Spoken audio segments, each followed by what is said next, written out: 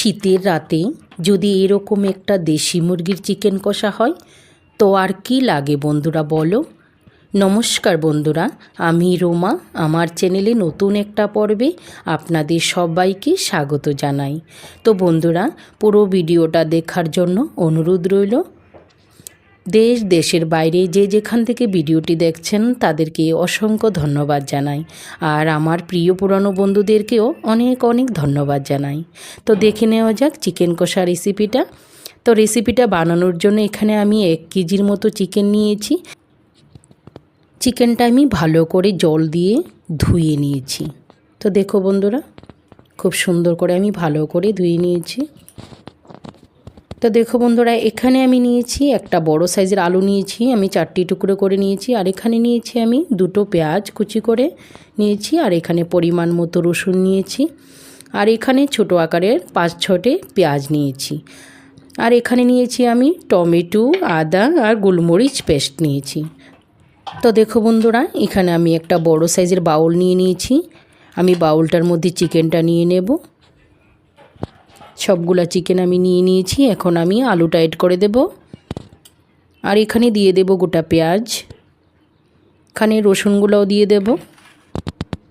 এখন দিয়ে দেব আমি 1 চামচ পরিমাণ হলুদ গুঁড়ো, আর দিয়ে দেব 1 চামচ পরিমাণ লঙ্কার গুঁড়ো, আর এখানে দিয়ে দেব 1 চামচ পরিমাণ জিরের গুঁড়ো, আর দিয়ে দেব পরিমাণ মতো লবণ। তো এখানে আমি সরষের তেল দিয়ে দেব পরিমাণ মতো। তো দিয়ে আমি ভালো করে এখন মশলাটা দিয়ে সব কিছু একসাথে চিকেনটার সঙ্গে ভালো করে মেখে নেব। একদম সুন্দর করে ভালোভাবে 5 মিনিটের মতো আমি মেখে নেব। তো দেখো বন্ধুরা, খুব সুন্দর করে মাখাটা হয়ে গেল আমার। এদিকে আমি কড়াইটা বসিয়ে দিয়েছি। এখানে আমি পরিমাণ মতো সরষের তেল দিয়ে দিয়েছি। এখন আমি পেঁয়াজ কুচিগুলো দিয়ে দেব। দেখো বন্ধুরা, এখন আমি বাদামি কালার করে পেঁয়াজ কুচিগুলো ভেজে নেব হালকা করে।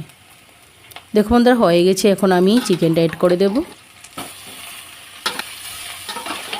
সবগুলো চিকেন আমি একসাথে করে দিয়ে দেবো। এখন দিয়ে আমি ভালো করে ফোড়নটার সঙ্গে ভালো করে আমি উল্টিয়ে পাল্টিয়ে মিলিয়ে নেব।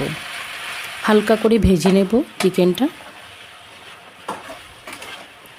তো দেখো বন্ধুরা, হালকা করে আমি ভেজে নিয়েছি। এখন আমি 10-15 মিনিটের মতো ঢাকা চাপা দিয়ে কুক করে নেব। দেখো বন্ধুরা, 10-15 মিনিটের মতো আমার হয়ে গেছে। এখন আমি হালকা করে নাড়াচাড়া করে দেব উল্টিয়ে পাল্টিয়ে। তো দেখো বন্ধুরা, এখানে আমি টমেটো, আদা, গোলমরিচের পেস্টটা ঢেলে দেব। দিয়ে আমি ভালো করে চিকেনটার সঙ্গে মিলিয়ে নেব উল্টিয়ে পাল্টিয়ে। আবারও আমি হালকা করে কষিয়ে নিয়েছি। দেখো বন্ধুরা, কালারটা কত সুন্দর হয়ে গেল। তো দেখো বন্ধুরা, আমার কষানো হয়ে গেছে। এখন আমি জলটা অ্যাড করে দেব।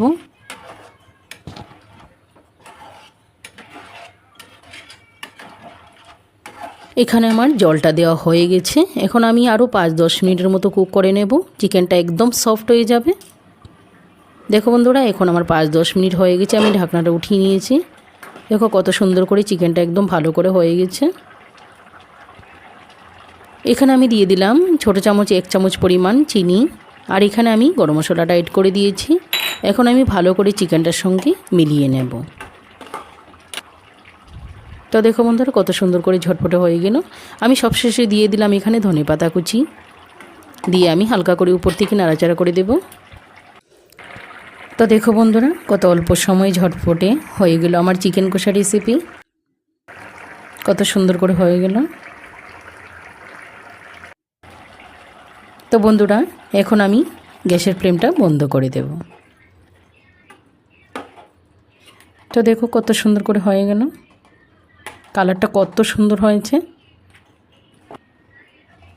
তো দেখো বন্ধুরা, এখন আমি একটা বাউলে উঠিয়ে নেব। তো বন্ধুরা, এই রেসিপিটার সঙ্গে কিন্তু রুটি, ভাত, পরাঠা, পুরি সব কিছুর সঙ্গে অনেক দুর্দান্ত লাগে খেতে। তো বন্ধুরা, রেসিপিটা কেমন লাগলো ছোট্ট একটা কমেন্ট করে জানাবেন।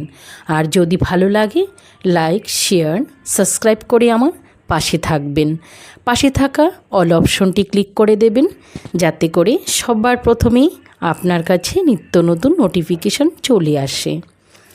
তো বন্ধুরা আজকে এই পর্যন্ত, আবার দেখা হবে নতুন কোনো রেসিপির সঙ্গে। তো সবাই ভালো থাকেন, সুস্থ থাকেন, সবাইকে আবারও অনেক অনেক ধন্যবাদ। Bye bye.